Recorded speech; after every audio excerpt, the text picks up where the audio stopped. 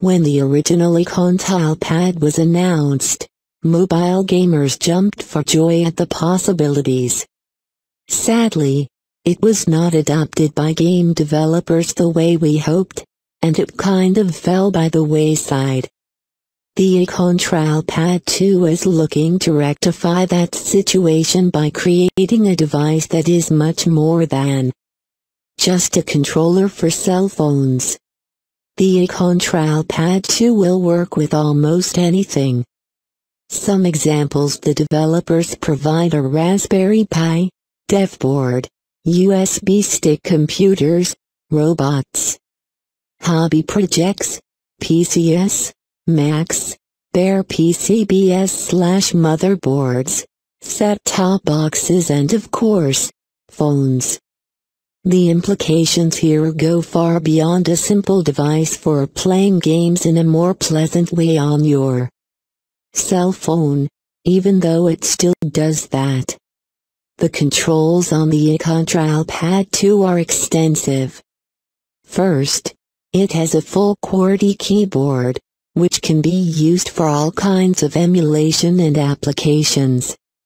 It has a digital direction pad, 2 analog nubs, similar to the original PSP, 4 face buttons, 2 shoulder buttons, a start button, and a select button. If that does not offer some serious options and flexibility, I don't know what does. Things get interesting when you get down to the firmware. According to the creators, you can use the iControlPad2 with any app whether it supports it or not. According to Product 3, with the new overlay software, you can map the iControlPad2 controls and keys to screen presses in iOS or Android. Essentially, this removes the need for developers to jump on board with the project, and allows gamers to use this with any game their heart desires. Sticking with the cell phone use, the device also includes a flip-around phone holder. This allows you to move the controller out of the way if you need to take a call or use your phone from something where it would be a hindrance.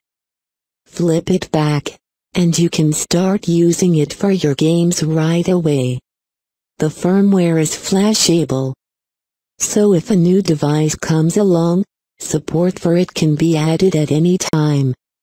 This creates almost limitless uses and applications for this device.